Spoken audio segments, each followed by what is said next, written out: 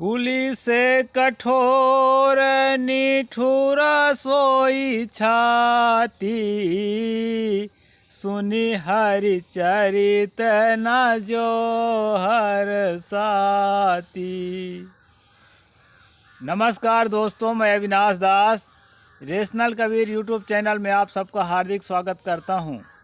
साथियों, यदि आप इस चैनल को सब्सक्राइब नहीं किए हैं तो सब्सक्राइब ज़रूर करें, शेयर करके अपने सभी ग्रुपों में सभी साथियों तक पहुंचाएं और जन जन में अवेयरनेस को ले जाने में चैनल की मदद करें।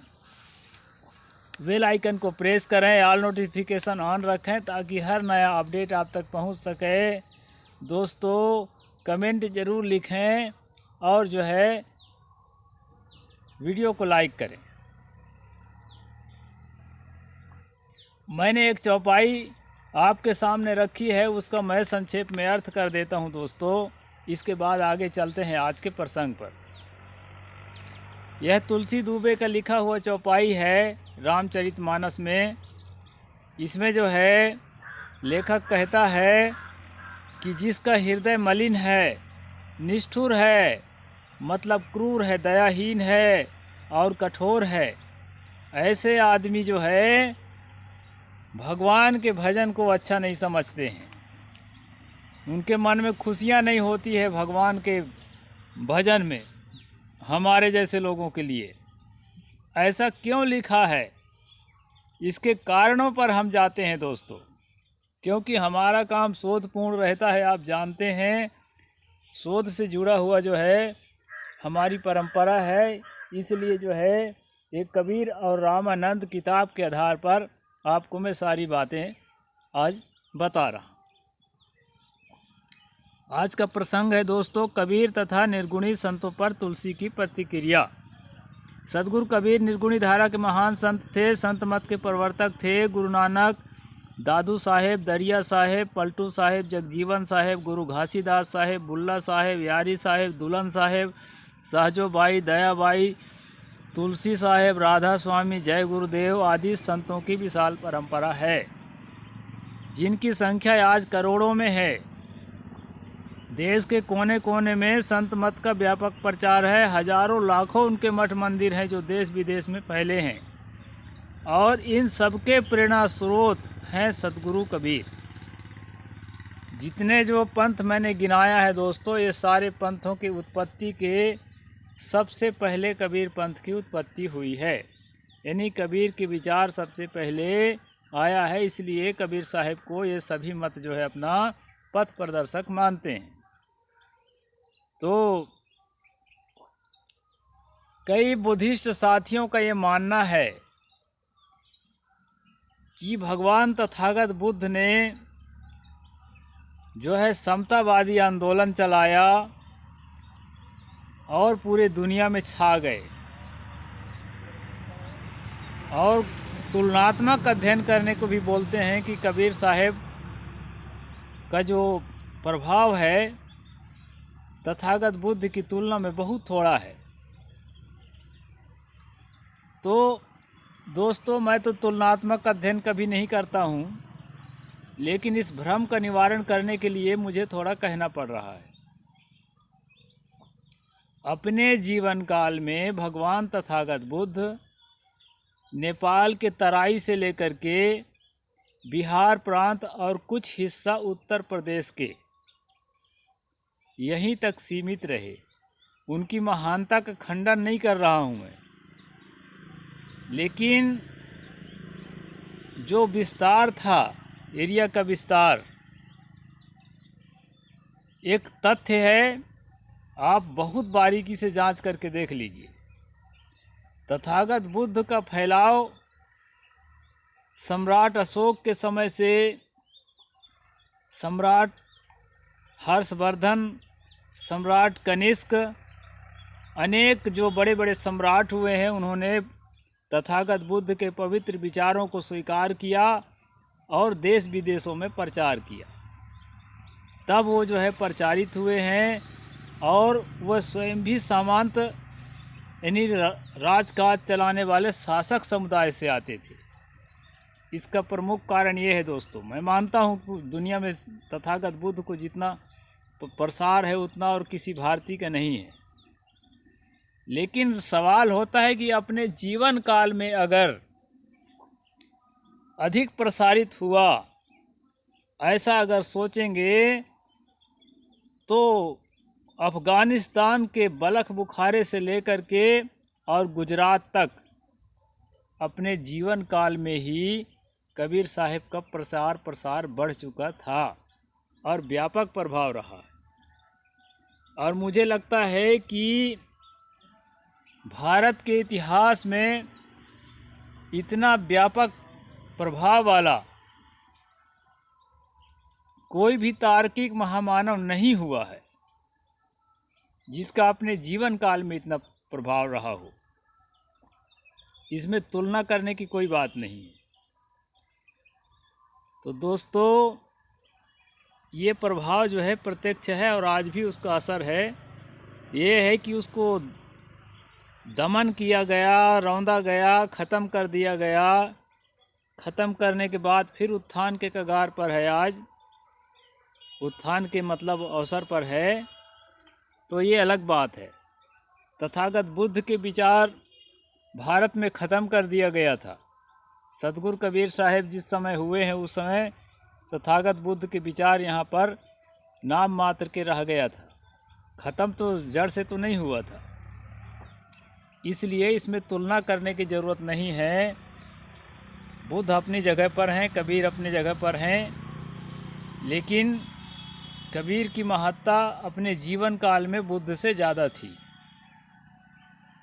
और कोई राजे रजवाड़े का राज आश्रय जो है इनकी परंपरा को नहीं मिली। छोटे छोटे रजवाड़े शिष्य थे, बिजली खान, वीर सिंह जुदेव इत्यादि छोटे छोटे रजवाड़े कबीर साहब के शिष्य थे। लेकिन जो है उन्होंने अपने राजकाज से हट करके इस विचारधारा को जन जन तक पहुँचाएं, इसमें उन्होंने ज़्यादा कार्य नहीं किया। इसके कारण जो है देश विदेशों में कम पहुँचा, लेकिन अब बहुत पहुँच रहा है। अब वो बात नहीं है। तो ये बात हमें समझना चाहिए। भगवान तथागत बुद्ध के पवित्र विचारों का हमें सम्मान करना चाहिए। सतगुरु कबीर साहब के पवित्र विचारों का हमें सम्मान करना चाहिए। और जो है अपने अपने जगह पर दिग्गज हैं, किसी को हमें अवमानना नहीं करना चाहिए, क्योंकि ये सब मानवतावादी परंपरा के संत हैं। ये शोषक परंपरा के शोषण तंत्र के हिस्से नहीं हैं, ऐसा मैं मानता हूँ। तो आगे चलते हैं दोस्तों प्रसंग पर। हाँ, हजारों लाखों मठ मंदिर हैं जो देश विदेश में फैले हैं, और इन सब के प्रेरणा स्रोत सतगुरु कबीर हैं। सतगुरु कबीर अपने जीवन काल में ही पूरे भारत में छा गए थे। संत रैदास जी लिखते हैं, जो उनके काल के ही हैं, लिखते हैं, तिहुरे लोक प्रसिद्ध कबीरा, कबीर तीनों लोक में फेमस हो गए। ऐसा जो है संत रैदास जी लिख रहे हैं। जब गोस्वामी तुलसीदास अपने प्रसिद्ध ग्रंथ रामचरितमानस लिख रहे थे, उस वक्त लगता था कि पूरे देश में निर्गुणी संतों का ही साम्राज्य था। वर्ण व्यवस्था टूटने के कगार पर थी। एक हमारे फेमस जो यूट्यूबर हैं, उन्होंने कहा था कि कबीर के तो कुछ दोहे वगैरह ही प्रचलित हैं। मैं उन मित्र को बताना चाहता हूँ, कबीर के दोहे वगैरह प्रचलित नहीं है। फील्ड पर उन्होंने काम किया था। अब फील्ड पर काम न करते तो बनारस के आसपास ही पड़े रहते अपने ज़माने में, बाद में भले प्रसार होता, लेकिन जन जागरण का काम जितना तीव्रता से कबीर ने किया है, आज तक भारत में किसी ने नहीं किया है। ये बात हमें स्वीकार करना चाहिए, क्योंकि गुजरात कबीर से रंगा हुआ है, महाराष्ट्र कबीर से रंगा हुआ है, और कई जगह मिट भी चुके हैं, लेकिन फिर भी अभी जो है कोई पत्थर का शिलालेख नहीं है। इसका अर्थ ये नहीं है कि जो है उन्होंने काम नहीं किया, और उन्होंने अभाव में काम किया है। सबसे बड़ी बात तो ये है, वो करोड़पति नहीं थे, झोला छाप थे। उन्होंने अभाव में इतना बड़ा काम किया है जो अब देश के लोग जो शोषित वर्ग के समझ करके उनको महत्व नहीं देना चाहते, उसके लिए मैं कुछ भी नहीं कह सकता। शोषक वर्ग को ही महत्व देना है, राजे रजवाड़े को ही महत्व देना है, अगर ऐसा सोचते हैं तब तो खैर कबीर आपके लिए कुछ है ही नहीं। और हमारे लिए तो भाई हम तो कबीरपंथी है ये हैं। वर्ण व्यवस्था टूटने के कगार पर थी, इतना बड़ा आंदोलन कबीर साहब ने किया। दलित शोषित जनता ऊपर उठ रही थी, उनमें जागरूकता आ गई थी, उनके सामाजिक स्तर सुधर रहे थे, वे सदाचारी और भक्त बन रहे थे। उनमें से कोई कोई संत तो अत्यंत प्रसिद्ध हो चले थे, यानी उनके पीछे वाले जो संत हैं कितने बहुत ज़्यादा फेमस हो चुके थे।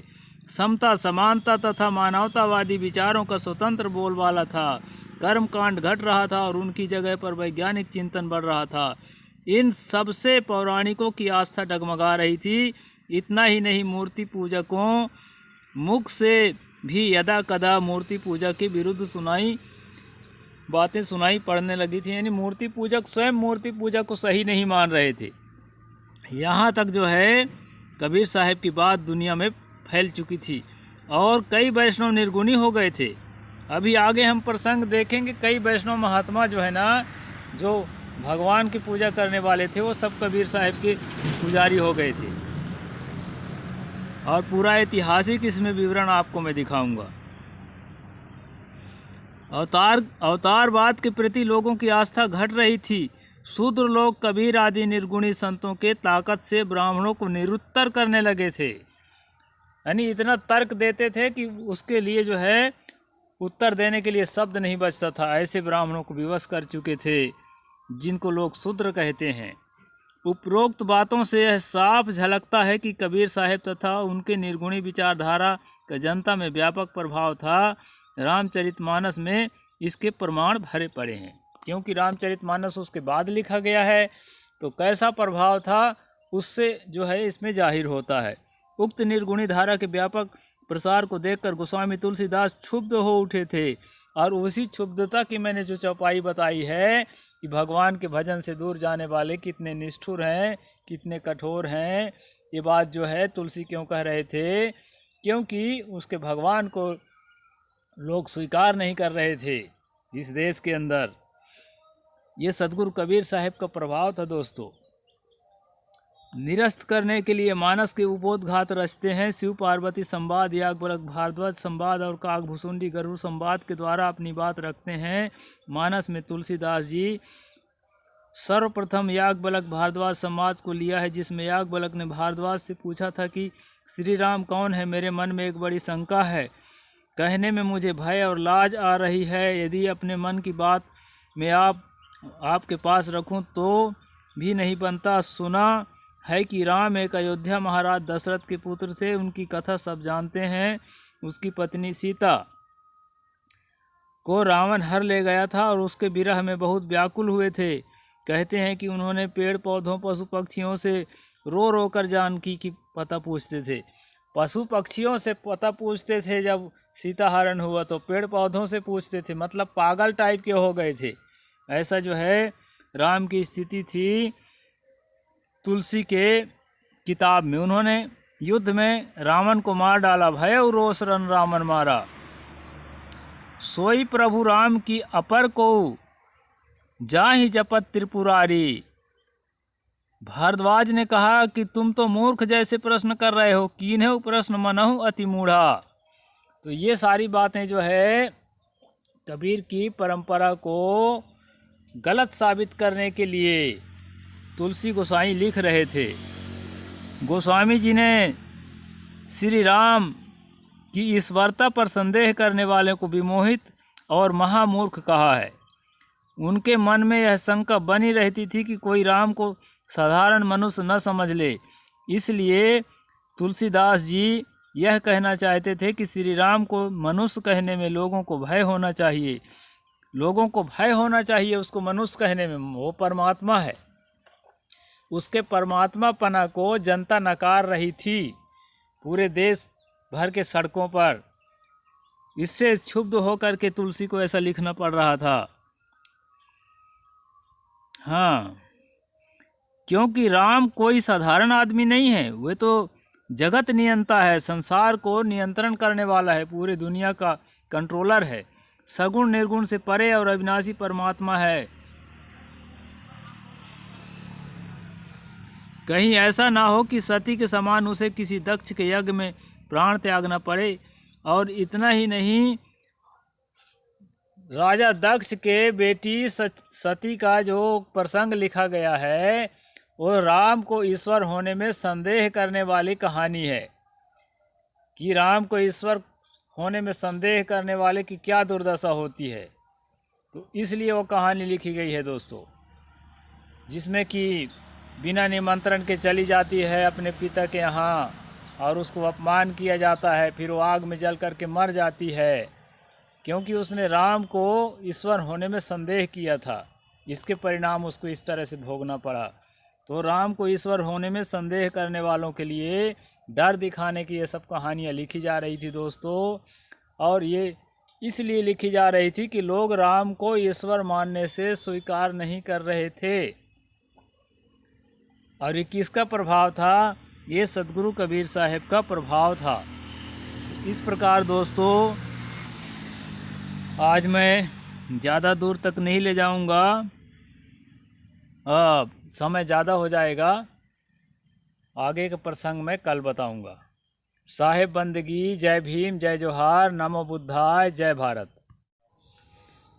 कुली से कठोर निठुर सोई छाती, सुनी हरि चरित न जो हर साथी।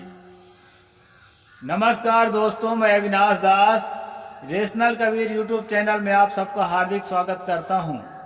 साथियों, यदि आप इस चैनल को सब्सक्राइब नहीं किए हैं तो सब्सक्राइब जरूर करें, शेयर करके अपने सभी ग्रुपों में सभी साथियों तक पहुंचाएं और जन जन में अवेयरनेस को ले जाने में चैनल की मदद करें। बेल आइकन को प्रेस करें, ऑल नोटिफिकेशन ऑन रखें ताकि हर नया अपडेट आप तक पहुंच सके। दोस्तों, कमेंट जरूर लिखें और जो है वीडियो को लाइक करें। मैंने एक चौपाई आपके सामने रखी है, उसका मैं संक्षेप में अर्थ कर देता हूं दोस्तों। इसके बाद आगे चलते हैं आज के प्रसंग पर। यह तुलसी दुबे का लिखा हुआ चौपाई है रामचरितमानस में। इसमें जो है लेखक कहता है कि जिसका हृदय मलिन है, निष्ठुर है, मतलब क्रूर है, दयाहीन है और कठोर है, ऐसे आदमी जो है भगवान के भजन को अच्छा नहीं समझते हैं। उनके मन में खुशियां नहीं होती है भगवान के भजन में, हमारे जैसे लोगों के लिए। ऐसा क्यों लिखा है, इसके कारणों पर हम जाते हैं दोस्तों, क्योंकि हमारा काम शोधपूर्ण रहता है। आप जानते हैं, शोध से जुड़ा हुआ जो है हमारी परंपरा है। इसलिए जो है एक कबीर और रामानंद किताब के आधार पर आपको मैं सारी बातें आज बता रहा हूं। आज का प्रसंग है दोस्तों, कबीर तथा निर्गुणी संतों पर तुलसी की प्रतिक्रिया। सदगुरु कबीर निर्गुणी धारा के महान संत थे, संत मत के प्रवर्तक थे। गुरु नानक, दादू साहेब, दरिया साहेब, पलटू साहेब, जगजीवन साहेब, गुरु घासीदास साहेब, बुल्ला साहेब, यारी साहेब, दुल्हन साहेब, सहजोबाई, दयाबाई, तुलसी साहेब, राधा स्वामी, जय गुरुदेव आदि संतों की विशाल परंपरा है, जिनकी संख्या आज करोड़ों में है। देश के कोने कोने में संत मत का व्यापक प्रचार है। हजारों लाखों उनके मठ मंदिर हैं जो देश विदेश में फैले हैं। और इन सबके प्रेरणा स्रोत हैं सदगुरु कबीर। जितने जो पंथ मैंने गिनाया है दोस्तों, ये सारे पंथों की उत्पत्ति के सबसे पहले कबीर पंथ की उत्पत्ति हुई है। यानी कबीर के विचार सबसे पहले आया है, इसलिए कबीर साहब को ये सभी मत जो है अपना पथ प्रदर्शक मानते हैं। तो कई बुद्धिस्ट साथियों का ये मानना है कि भगवान तथागत बुद्ध ने जो है समतावादी आंदोलन चलाया और पूरे दुनिया में छा गए। और तुलनात्मक अध्ययन करने को भी बोलते हैं कि कबीर साहब का जो प्रभाव है तथागत बुद्ध की तुलना में बहुत थोड़ा है। तो दोस्तों, मैं तो तुलनात्मक अध्ययन कभी नहीं करता हूँ, लेकिन इस भ्रम का निवारण करने के लिए मुझे थोड़ा कहना पड़ रहा है। अपने जीवन काल में भगवान तथागत बुद्ध नेपाल के तराई से लेकर के बिहार प्रांत और कुछ हिस्सा उत्तर प्रदेश के यहीं तक सीमित रहे। उनकी महानता का खंडन नहीं कर रहा हूँ, लेकिन जो विस्तार था, एरिया का विस्तार, एक तथ्य है, आप बहुत बारीकी से जांच करके देख लीजिए। तथागत बुद्ध का फैलाव सम्राट अशोक के समय से सम्राट हर्षवर्धन, सम्राट कनिष्क, अनेक जो बड़े बड़े सम्राट हुए हैं, उन्होंने तथागत बुद्ध के पवित्र विचारों को स्वीकार किया और देश विदेशों में प्रचार किया। तब वो जो है प्रचारित हुए हैं, और वह स्वयं भी सामंत यानी राजकाज चलाने वाले शासक समुदाय से आते थे। इसका प्रमुख कारण ये है दोस्तों, मैं मानता हूँ कि दुनिया में तथागत बुद्ध को जितना प्रसार है उतना और किसी भारतीय का नहीं है। लेकिन सवाल होता है कि अपने जीवन काल में अगर अधिक प्रसारित हुआ, ऐसा अगर सोचेंगे तो अफगानिस्तान के बलख बुखारे से लेकर के और गुजरात तक अपने जीवन काल में ही कबीर साहब का प्रसार बढ़ चुका था और व्यापक प्रभाव रहा। और मुझे लगता है कि भारत के इतिहास में इतना व्यापक प्रभाव वाला कोई भी तार्किक महामानव नहीं हुआ है जिसका अपने जीवन काल में इतना प्रभाव रहा हो। इसमें तुलना करने की कोई बात नहीं। तो दोस्तों, ये प्रभाव जो है प्रत्यक्ष है और आज भी उसका असर है। ये है कि उसको दमन किया गया, रौंदा गया, खत्म कर दिया गया। खत्म करने के बाद फिर उत्थान के कगार पर है। आज उत्थान के मतलब अवसर पर है, तो ये अलग बात है। तथागत बुद्ध के विचार भारत में खत्म कर दिया गया था। सदगुरु कबीर साहब जिस समय हुए हैं उस समय तथागत बुद्ध के विचार यहाँ पर नाम मात्र के रह गया था, खत्म तो जड़ से तो नहीं हुआ था। इसलिए इसमें तुलना करने की जरूरत नहीं है। बुद्ध अपनी जगह पर हैं, कबीर अपनी जगह पर हैं, लेकिन कबीर की महत्ता अपने जीवन काल में बुद्ध से ज़्यादा थी। और कोई राजे रजवाड़े का राज आश्रय जो है इनकी परंपरा को नहीं मिली। छोटे छोटे रजवाड़े शिष्य थे, बिजली खान, वीर सिंह जुदेव इत्यादि छोटे छोटे रजवाड़े कबीर साहब के शिष्य थे। लेकिन जो है उन्होंने अपने राजकाज से हट करके इस विचारधारा को जन जन तक पहुंचाए, इसमें उन्होंने ज़्यादा कार्य नहीं किया। इसके कारण जो है देश विदेशों में कम पहुंचा, लेकिन अब बहुत पहुंच रहा है। अब वो बात नहीं है। ये बात हमें समझना चाहिए। भगवान तथागत बुद्ध के पवित्र विचारों का हमें सम्मान करना चाहिए। सदगुरु कबीर साहब के पवित्र विचारों का हमें सम्मान करना चाहिए। और जो है अपने अपने जगह पर दिग्गज हैं, किसी को हमें अवमानना नहीं करना चाहिए, क्योंकि ये सब मानवतावादी परंपरा के संत हैं। ये शोषक परंपरा के शोषण तंत्र के हिस्से नहीं हैं, ऐसा मैं मानता हूँ।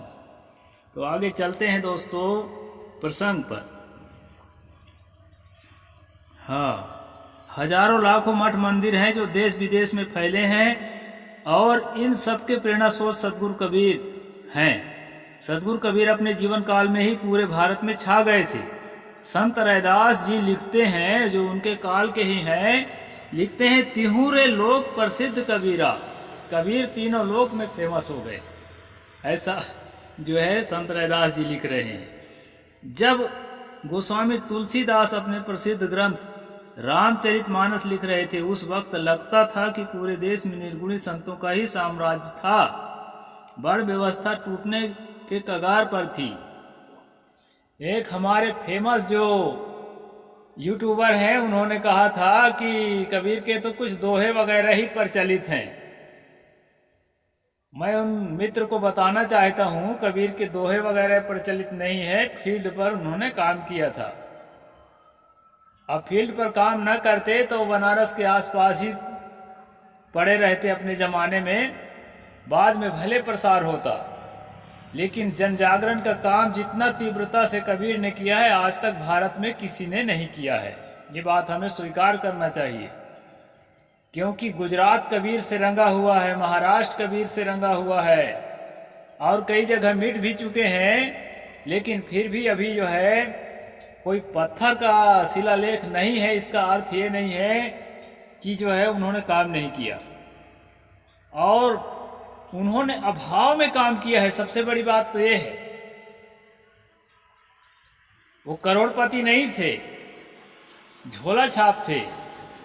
उन्होंने अभाव में इतना बड़ा काम किया है, जो अब देश के लोग जो शोषित वर्ग के समझ करके उनको महत्व तो नहीं देना चाहते, उसके लिए मैं कुछ भी नहीं कह सकता। शोषक वर्ग को ही महत्व देना है, राजे रजवाड़े को ही महत्व देना है। अगर ऐसा सोचते हैं तब तो खैर कबीर आपके लिए कुछ है ही नहीं, और हमारे लिए तो भाई हम तो कबीरपंथी है ये हैं। वर्ण व्यवस्था टूटने के कगार पर थी। इतना बड़ा आंदोलन कबीर साहब ने किया। दलित शोषित जनता ऊपर उठ रही थी, उनमें जागरूकता आ गई थी, उनके सामाजिक स्तर सुधर रहे थे, वे सदाचारी और भक्त बन रहे थे। उनमें से कोई कोई संत तो अत्यंत प्रसिद्ध हो चले थे, यानी उनके पीछे वाले जो संत हैं कितने बहुत ज्यादा फेमस हो चुके थे। समता, समानता तथा मानवतावादी विचारों का स्वतंत्र बोलबाला था। कर्मकांड घट रहा था और उनकी जगह पर वैज्ञानिक चिंतन बढ़ रहा था। इन सबसे पौराणिकों की आस्था डगमगा रही थी। इतना ही नहीं, मूर्ति पूजकों मुख से भी यदा कदा मूर्ति पूजा के विरुद्ध बातें सुनाई पड़ने लगी थी। यानी मूर्ति पूजक स्वयं मूर्ति पूजा को सही नहीं मान रहे थे। यहाँ तक जो है कबीर साहब की बात दुनिया में फैल चुकी थी और कई वैष्णव निर्गुणी हो गए थे। अभी आगे हम प्रसंग देखेंगे, कई वैष्णव महात्मा जो है ना, जो भगवान की पूजा करने वाले थे, वो सब कबीर साहब के पुजारी हो गए थे। और पूरा ऐतिहासिक इसमें विवरण आपको मैं दिखाऊंगा। अवतारवाद के प्रति लोगों की आस्था घट रही थी। शूद्र लोग कबीर आदि निर्गुणी संतों के ताकत से ब्राह्मणों को निरुत्तर करने लगे थे। यानी इतना तर्क देते थे कि उसके लिए जो है उत्तर देने के लिए शब्द नहीं बचता था। ऐसे ब्राह्मणों को विवश कर चुके थे, जिनको लोग शूद्र कहते हैं। उपरोक्त बातों से यह साफ झलकता है कि कबीर साहब तथा उनके निर्गुणी विचारधारा का जनता में व्यापक प्रभाव था। रामचरितमानस में इसके प्रमाण भरे पड़े हैं, क्योंकि रामचरितमानस उसके बाद लिखा गया है, तो कैसा प्रभाव था उससे जो है इसमें जाहिर होता है।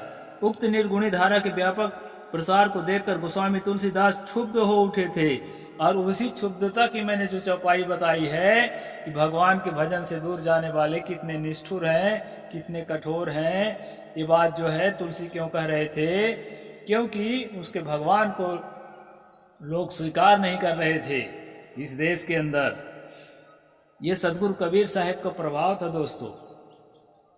निरस्त करने के लिए मानस के उपोद्घात रचते हैं। शिव पार्वती संवाद, याज्ञवल्क्य भारद्वाज संवाद और काकभूषुंडी गरुड़ संवाद के द्वारा अपनी बात रखते हैं।